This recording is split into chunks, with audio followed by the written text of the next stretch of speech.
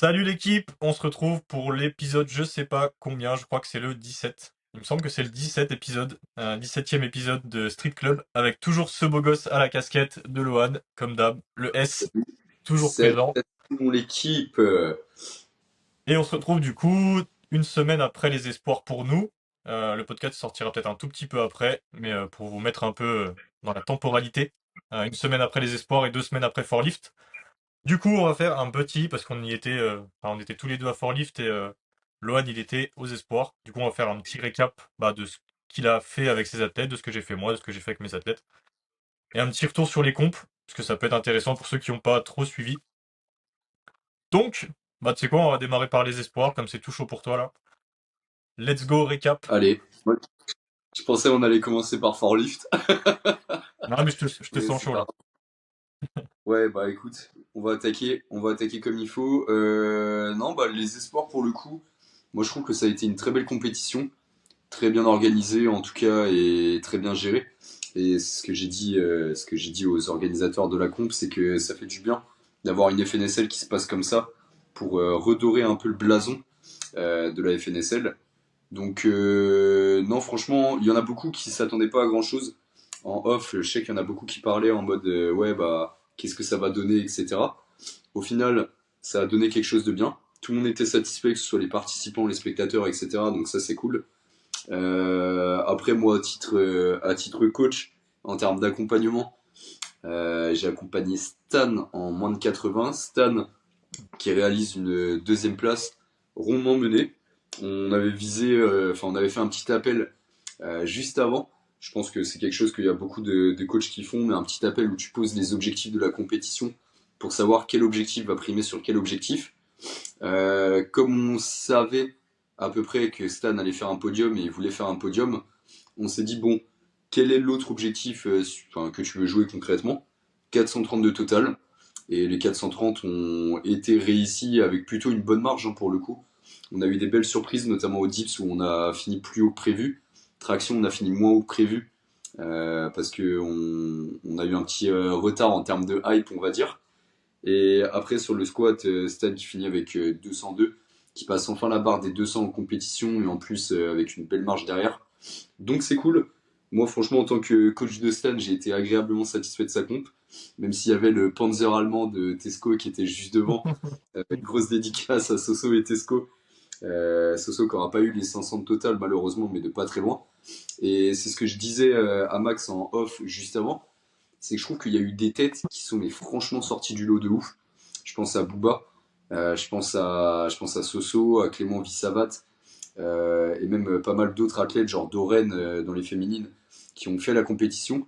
Mais je trouve que le niveau global par rapport à l'année dernière a un peu descendu. Est-ce que c'est quelque chose de mal en soi?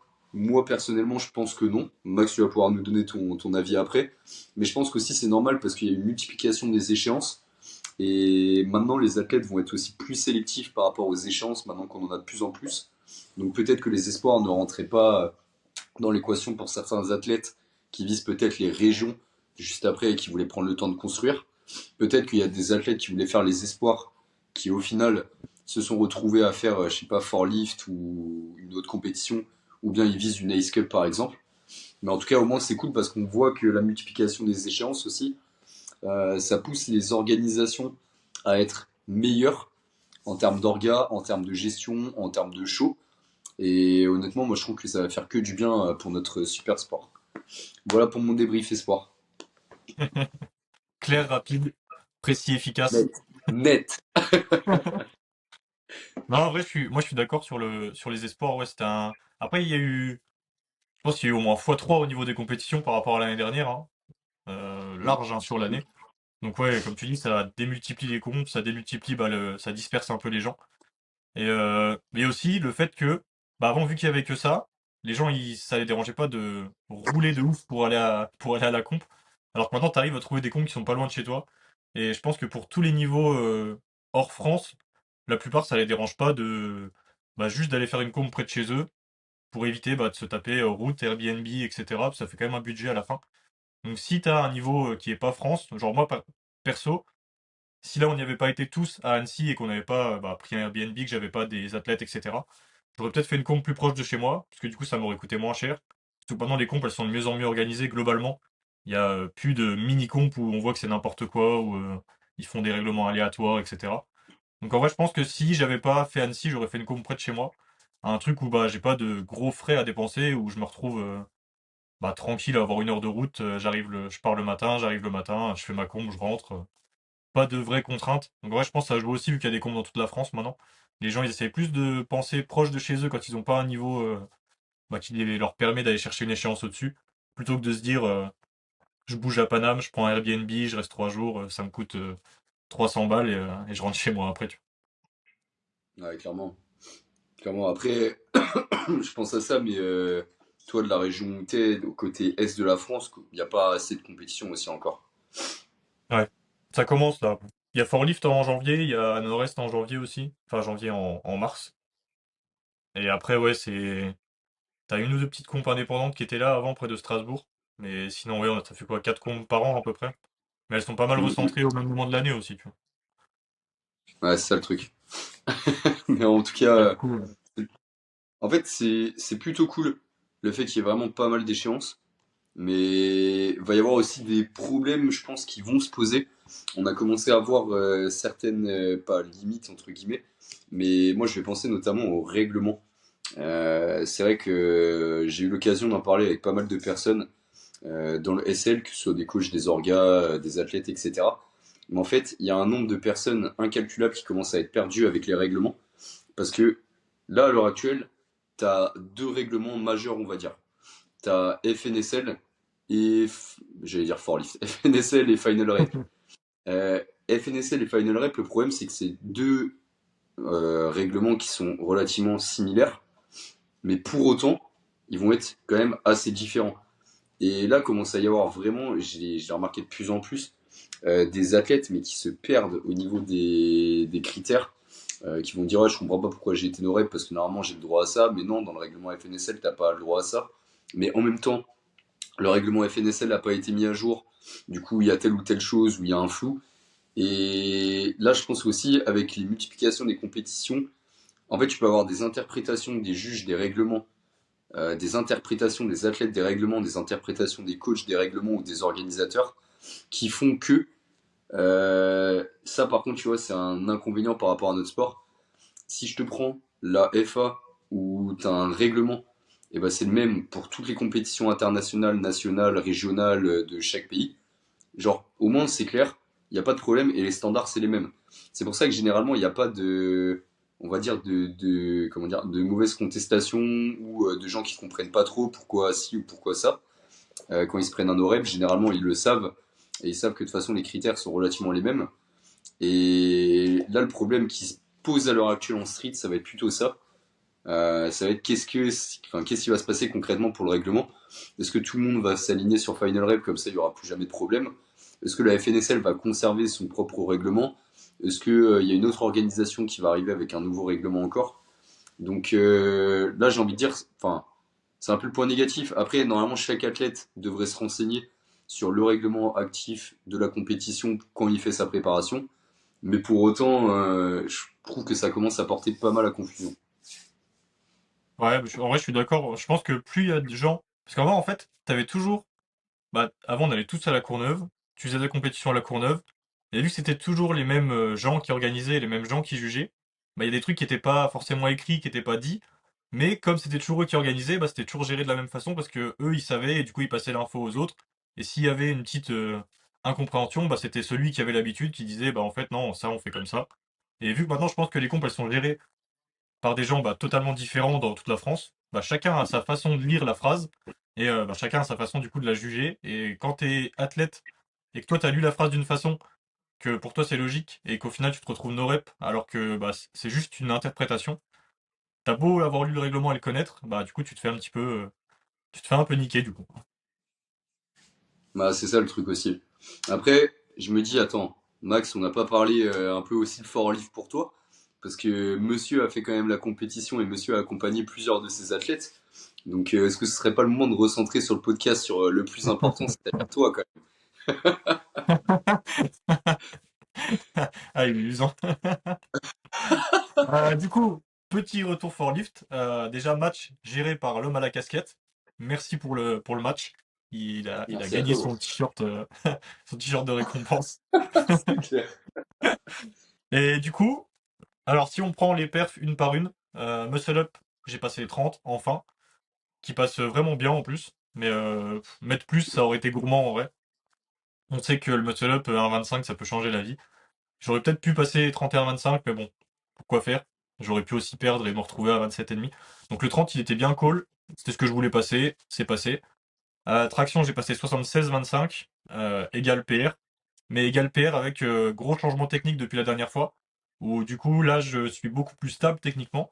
Donc avec ouais, quasiment un an de travail, j'ai réussi à revenir à mon niveau d'avant. Et je pense que j'avais une petite marge. Parce que ma 76-25 de désespoir, je sais pas si tu te rappelles, mais j'étais vraiment je sais même pas si moi je me la serais validé, tu vois. J'étais vraiment bout du menton au-dessus de la barre. C'était vraiment, Ouais, je pense, l'amplitude tout juste, tu vois. Alors que là, j'étais large, j'avais de la marge. Et du coup, bah, plus à l'aise, plus efficace. J'avais peut-être un tout petit peu plus, mais 76-25, j'étais content. Deep 120 qui passe RPE 7, super facile. Et File à 125, incompréhensible, j'ai fait n'importe quoi. J'ai perdu tout mon gainage arrivant en bas du Dips. Mais du coup, PR plus 11 75, je crois, un truc comme ça, il me semble. 11,25. Je crois que c'était ça. Donc content aussi, en vrai ça passe bien. En plus, ouais, il y avait de la marge. Même si j'ai pas réussi à concrétiser, il y avait de la marge. Donc je sais que j'ai plus que ça, mais maintenant va falloir réussir à les passer en vrai. Et squat 175, zéro douleur. Donc ça, gros point positif. C'était vraiment le truc où je voulais, en fait, je voulais faire la combe sur les trois mouvements. Et après le squat, c'était du bonus. Et bah ça passe bien, pas de douleur. Un petit grind à la fin. Donc si je peux grind sans douleur, c'est quand même positif. Et je me retrouve deuxième au muscle up, deuxième aux tractions et quatrième au dips. Donc en vrai, content de ce que j'ai fait sur les trois moves. Je sais ce qui me reste à bosser, on le sait tous. Va falloir choper un vrai squat maintenant si on veut être compétitif. Mais en tout cas, content du résultat final. Et bah, globalement, contrairement aux espoirs, là, le niveau il était monstrueux. C'était vraiment impressionnant. Les premiers, ils se retrouvent avec des records de France au squat. Le tout premier, il est deuxième ou troisième total monde si on prend Final Rep de cette année. Donc vraiment gros level. Donc c'était cool d'aller défier un peu des gens comme ça, même si j'avais pas les armes. Je les aurai la prochaine fois. Et bah globalement, franchement, top hein, au niveau organisation, etc. Il y a vraiment pas grand-chose à dire à part ouais, les petits points de règlement. Parce que j'avais trois athlètes qui passaient. Bon, j'en ai eu deux où il y a pas eu de problème. Et j'en ai un qui est dans les standards pour moi, dans les standards si on lit le règlement, mais qui n'a pas été validé par les juges. Euh, pour le truc tout simple, au muscle up, si on lit la règle, comme ça vous aurez un exemple clair de ce qu'on essaye de dire depuis tout à l'heure, au niveau interprétation. Si on lit la règle, ce qui est écrit sur le grip au muscle up, c'est qu'un false grip, c'est si votre avant-bras, enfin ou votre poignet touche la barre. Et lui, ce qu'il a en fait, c'est qu'il a un grip de malade, il a un grip monstrueux. En fait, il arrive à rester dans cette position-là en gardant un écart entre son poignet et la barre. Du coup, son poignet, il touche la barre à aucun moment, ni son avant-bras. Donc logiquement, si on lit le règlement, vu que c'est écrit qu'on doit toucher la barre avec le poignet, bah il est rep. Sauf que les juges, ils l'ont mis no rep parce que pour eux, si le poignet il est à 90 degrés, c'est un false grip. Donc c'est ces petites interprétations-là. Bon après lui, franchement, il est pas sorti de sa comp. Il a concrétisé sur les autres mouvements et il était super content à la fin. D'ailleurs, bravo, parce qu'en vrai, c'est pas facile de se retrouver avec un no-rep, parce qu'en plus, il avait de la marge de ouf. Se retrouver avec un no-rep, donc être un petit peu deg en début de comp et réussir à se relever et après à PR sur le reste. Donc, franchement, vrai moral. Donc, c'est cool, malgré tout, il a quand même passé une bonne comp, il est content, il a envie d'en refaire, donc c'est le gros point positif. Et c'est ces petits trucs-là qui sont un petit peu chiants par moment, mais franchement, globalement, l'organisation, elle était très bien. C'était bien géré. T'arrives avec ton petit package de cadeaux au départ. Les horaires, ils ont été respectés. L'ambiance a été vraiment cool. Le matos, il était vraiment cool. La station Mergo, la barre de traction, la station de dips, ça a été incroyable. Donc, vraie grosse qualité au niveau orga. Et au niveau des athlètes, j'avais Cédric, qui passait en même temps que moi. Du coup, c'est Loan aussi qui a géré son match. Les deux Qui en même fait, temps. qui fait pas le match de sa vie, parce qu'il n'était pas dans la forme de sa vie. On a eu qu'un bloc de prépa pour se préparer à la compla, mais il avait vraiment envie de la faire. Monsieur compétition. Il veut jamais s'arrêter de faire des compétitions, lui. Il rend fou. Il aime trop ça. Mais qui fait quand même une bonne comp. Je crois qu'il finit cinquième de tête. Ouais, Donc c'est ça. franchement cool.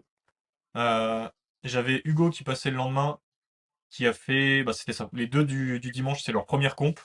Il fait 370 pour sa première comp, PR plus 15 au squat, je crois. Et il passe enfin la barre des 100 au dips, donc malgré une prépa qui était franchement pas ouf, parce que c'était pas le meilleur moment de sa vie pour faire une prépa, mais il l'a quand même fait jusqu'au bout. Donc il termine avec des belles barres en vrai et une envie aussi d'y retourner. Donc ça, je trouve, en vrai, quand tu fais ta première comp, pour moi, c'est vraiment le plus important. C'est Ouais, bah, être venu, avoir kiffé et avoir envie d'en refaire, parce que du coup, c'est vraiment le but. Donc top. Et du coup, Loyan, l'autre qui est passé le matin, du coup, lui, bah, malgré ses no reps qu'on n'a pas forcément compris, pareil, super content et envie d'en refaire une. Donc pour moi, c'est défi réussi tant que les boys ils ont envie de retourner à la guerre. ouais, c'est clair. Non, bah, tout le monde a fait une belle comp hein, dans la Fitmax Army. Non, franchement, c'était cool. Puis en vrai, il y a un truc qu'on sous-estime, c'est que tu vois souvent, en plus ces derniers temps, on l'a vu beaucoup, les gens qui parlaient un peu de la commu toxique du street, en disant que le street c'était que des critiques, jamais de positifs. Mais on remarquera que quand tu passes en comp, enfin, tu peux parler à n'importe qui, que l'ambiance générale, peu importe à qui tu vas t'adresser, bah, ça se passe toujours bien, tout le monde est content de partager, de discuter, de donner des tips, de kiffer, de parler ensemble et tout. Donc, pour moi, la commu toxique, elle vient vraiment du fait que c'est un sport qui se passe beaucoup sur les réseaux, parce qu'on se compare beaucoup aux gens sur les réseaux. La plupart Mm. des perfs qu'on fait en vrai, parce qu'on fait pas des comptes toutes les semaines, on n'est pas dans le football. Donc la plupart des perfs que tu fais, elles se passent sur les réseaux, ça se passe en commentaire, ça se passe en message privé. Donc c'est tous des petits trucs qui donnent une impression des fois de force quand les gens ils te mettent des commentaires pas forcément toujours nice. Mais quand tu vas en comp, tu te rends quand même compte que globalement bah, l'ambiance elle est vraiment cool, que tout le monde est gentil, que tout le monde est prêt à partager. Et je pense que ceux qui pensent que la commu est toxique, il faudrait qu'ils passent plus souvent en compétition. Tu Ouais, je pense les gens ils devraient arrêter les réseaux et que de la compétition. vois. Non, mais puis même, je trouve que le truc de commu toxique, c'est vrai que le fait que là, il y ait eu pas mal de grosses compétitions d'un coup, bah, du coup, Forlift, Espoir, et là, il y a d'autres compétitions qui vont arriver encore. Enfin, le fait qu'on retourne en saison, j'ai l'impression aussi que ça aide au niveau de ça. Euh, Enfin, en termes de toxicité, entre guillemets, là, j'ai l'impression qu'il y en a plus du tout. Parce que tous les gens se sont vus en compète, sont re-rencontrés ou rencontrés pour certains. Et donc, forcément, ça pousse un peu la commu vers le haut. En fait, je pense qu'il va y avoir des périodes comme ça, où généralement le hors-saison, ou quand il n'y aura pas de compétition, c'est là où ça redeviendra peut-être un peu toxique, etc. Mais en fait, quand il y a des saisons pleines et que les gens se rencontrent et que les gens sont ensemble, généralement, moi j'ai remarqué que c'est là où il y avait le moins de problèmes, hein, clairement, et on verra ce que ça devient, j'ai envie de te dire. Ouais. Mais t'as souvent des a priori, il y en a plein qui ont des a priori négatifs sur les gens, parce que selon ce qu'ils montrent, etc. Mais en fait, tu te rends vraiment compte que quand tu vas vraiment voir les gens en vrai, bah, les gens ils sont tous cool, tu vois. Bah, c'est ça. Après, ça, c'est incomparable. Enfin, c'est vraiment comme tu l'as dit, le fait que quand tu vas faire un. Enfin, encore le sprint, c'est beaucoup médiatisé maintenant en ce moment sur les réseaux. Mais ouais, peut-être quand tu vas faire du foot, imaginons, tu joues en N2, c'est vrai que tu vas pas mettre tes entraînements, tu vas pas mettre que tu as réussi un dribble, etc. sur, sur un réel sur Insta. Euh, mais donc du coup, ouais, c'est plus facile d'avoir des a priori pour nous parce qu'on est un sport où, ouais, en fait, on est obligé de partager via les réseaux parce que les gens qui s'entraînent en streetlifting, on n'est pas beaucoup par groupement, par salle. Donc forcément, quand on veut partager, on est obligé de partager à toute la commune entre guillemets du streetlifting. Donc, en vrai, moi, ça me paraît archi logique aussi que ouais, il y a une grosse différence quand t'arrives en comp et que, enfin, t'as jamais vu les gens encore. Parce que, en fait, ouais, des réseaux, c'est trop facile de se faire des a priori aussi. Suffit d'un réel que t'as écouté, un ton que le mec qui a adapté, je sais pas, une tenue ou un truc comme ça, et ça peut aller ultra vite dans le jugement. Alors que, comme tu l'as dit, en vrai de vrai, quand t'arrives en comp, il n'y a jamais eu de problème, et tout le monde a toujours parlé avec tout le monde, et c'est ça qui est cool. Mais bon, Ouais. c'est les enjeux de notre sport et je pense que c'est aussi pareil en F1. Enfin, c'est même pas je pense, c'est je suis sûr, entre guillemets, parce que c'est la même chose. Quand t'as des gens un peu random, on va dire, qui pop à droite à gauche et que tu te dis, ah ouais, ce mec-là, je le connais pas, tu vas le juger sur son premier réel et après tu vas le rencontrer en comp et pareil, le mec, c'est une crème, etc. Bah, c'est exactement la même chose. Ouais, bah c'est ça, hein, c'est ça. C'est pour ça, pour tous ceux qui aiment le street, venez faire un tour en comp. En vrai, même si c'est juste pour pas, si c'est pas pour participer, mais juste au moins pour aller tâter l'ambiance, tu vois. Franchement, c'est un des Mm. seuls sports où, tu vois, si tu prends Forklift là, c'est un des seuls sports où t'as un champion du monde qui se promène dans les allées et qui te met une petite tape derrière la tête en passant, tu Non, mais c'est clair. Non, et puis même, de toute façon, enfin, quand tu veux comprendre un sport ou même quand tu veux critiquer un sport, t'es obligé d'aller le voir dans ce cas-là.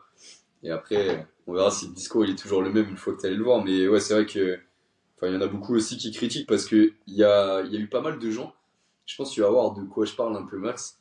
Mais en gros, sur TikTok, t'avais ces mecs à l'époque où tu faisais un dips à amplitude optimisée, pas en ouverture thoracique sur l'excentrique, ni en ouverture thoracique complète sur la concentrique. Et les mecs, ils taillaient de ouf et tout, ils pétaient un plomb, ils étaient là en mode ouais, c'est pas ça l'exécution, nanana. Mais ces gens-là, au final, ne viennent jamais en compétition, donc ces gens-là ne comprendront aussi jamais le sport. vois. Ouais, bah, il y en a encore, hein. Ça arrive encore par moment. Ah, moi, ça s'est calmé. Ça s'est calmé. J'en ai eu le droit à deux ou trois, mais ça s'est bien calmé. Et ouais, de toute façon, dès que t'es plus fort que quelqu'un, il va trouver le moyen de te trouver une petite critique à te faire, hein. Voilà, mettez des œillères, les gars, mettez des œillères. Bah, c'est pour ça qu'il y en a plein qui coupent enfin, les gens qui ont un gros niveau, qui coupent un peu les réseaux avant leur comp et tout, tu vois. C'est pour éviter d'être un peu influencé par la mauvaise énergie. Ouais, et puis même en dehors de ça aussi, c'est parce que enfin, tout peut se passer le jour d'une compétition, ça on l'a toujours bien vu.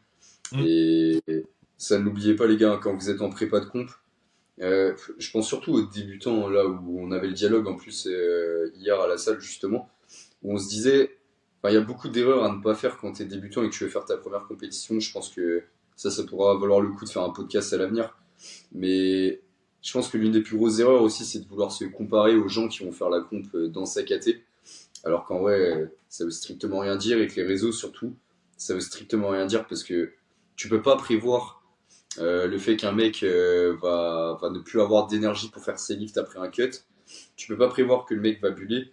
Tu peux pas prévoir que toi tu vas être à ton prime. En fait, la compétition c'est imprévisible.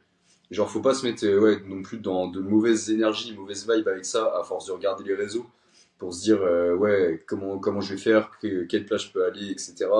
Est-ce que lui il est fort, est-ce que lui il est nul. Parce qu'en vrai, la vérité, c'est quand tu fais aussi tes premières compes, bah, l'objectif principal, c'est juste être chill, hein. Être chill dans sa bulle et jouer ce que tu as à jouer à la fin de ton match. Mais il y a trop de gens aussi qui se prennent la tête avec ça, je pense. Avec le conditionnement, avec ci, avec ça, en voyant des perfs sur les réseaux. Et ça peut être très problématique. Ouais, bah ouais. Bah, en vrai, je suis d'accord, hein. Bah, en vrai, il suffit juste parce qu'on le voit des fois, genre un gars qui joue tout sur son squat. Donc, bah, il est dernier jusqu'à limite au squat. Et bah, il se dit, ouais, c'est bon, là, c'est mon moment, je vais tout déglinguer, je vais tous les éclater. Et si sur le squat, bah, en fait, il est pas en forme, bah, au lieu de faire la meilleure comp de sa vie et son meilleur total, bah, il se retrouve dernier, alors qu'en vrai, il jouait tout sur ça et qu'il a pas donné tout ce qu'il avait sur le reste, tu vois. Donc, en vrai, si Non, vous mais êtes ouais. des spécialistes d'un mouvement qui prend beaucoup de points sur le total, votre comp, elle peut passer du noir au blanc en un quart d'heure, tu vois. Ah, c'est vrai qu'en plus, enfin, ça dépend aussi de l'écart sur les lifts, hein, mais un spécialiste Oui, muscle oui. up traction en général, sur un profil débutant, hein, je parle bien, mais un muscle up traction spécialiste, face à un squat spécialiste sur des comptes débutants, généralement, il prend cher. Ouais, bah, ouais. Mais il rattrapera pas les 25 kilos qu'il a réussi à mettre au début, genre. Ah non, c'est clair. C'est ça le problème. Mais ouais, c'est ça. Et en vrai, tu te compares. Des fois, se comparer, ça sert à rien parce que bah, tu te compares à des gens, mais tu te compares à ce que eux, ils ont envie de te montrer aussi, tu vois. Ah, c'est clair. Un mec, imagine, il pose que ses last warm-up et tu penses que c'est sa séance. Tu te dis, ah, en fait, il est pas bon, tu vois. Donc, si tu te bases par rapport à lui pour faire ton match et que tu te retrouves le jour J à te faire éclater, bah, t'as rien gagné, tu vois. Mais tu sais que c'est vrai, ça aussi, hein, ça c'est un truc, vraiment, il y a énormément de gens qui l'oublient en plus, hein. C'est que, en plus, moi j'y pensais rien que cette semaine. Cette semaine, fin de bloc et tout, j'avais des grosses perfs à passer. Et là, hier, c'était le muscle up. Et je m'étais dit, mais un truc de fou furieux. Je m'étais dit, de toute façon, je publie un réel, etc. par rapport à mon ramp-up et tout pour poster ma perf. Et en gros, il y a une perf que j'étais pas sûr de passer, c'était le 3 fois 15 kilos au muscle up.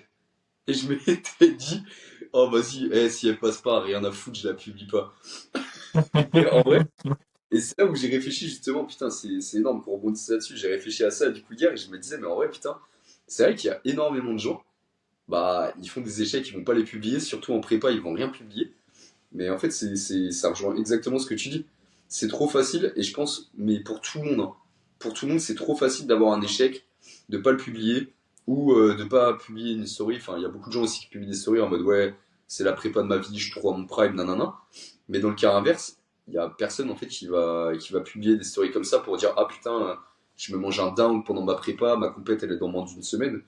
Et en vrai, enfin, c'est vrai que c'est pour ça aussi que les réseaux, ouais, ça veut vraiment rien dire en fait. Avant une compétition, ça veut rien dire du tout. Ouais, puis c'est pas parce que t'as fait une prépa kata que tu vas faire une comp kata, tu Ouais, en dehors de ça, il y a des trainings spécialistes et des compétitions spécialistes, hein. vois. Ouais, c'est ça, hein.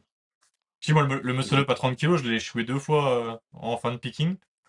Vraiment échoué, genre aucune chance de le passer, tu vois. Pas grind, pas moche ou quoi, tu vois.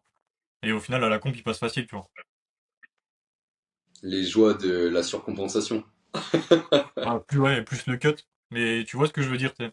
Tu peux faire une Ouais. fin de bloc, bah, où si t'as poussé un peu trop en semaine 3, bah ta semaine 4 elle est pourrie parce que t'es plus trop dedans. Mais vu que t'as poussé la fatigue au max et que si tu surcompenses bien, bah tu te retrouves à perf le jour J alors que c'était peut-être pas prévu, tu vois. Enfin, que c'était pas. Si t'avais tout posté, les gens ils se seraient dit, ouais, il est dans la pire forme de sa vie, le bonhomme. Ah non, mais c'est clair. Mais c'est pour ça, rien n'est prévisible.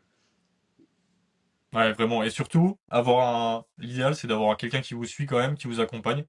Parce que jouer le match, quand tu fais ta comp en même temps, ça peut vous prendre pas mal d'énergie. Aller regarder les barres des autres, se jauger, mettre les bonnes charges, etc.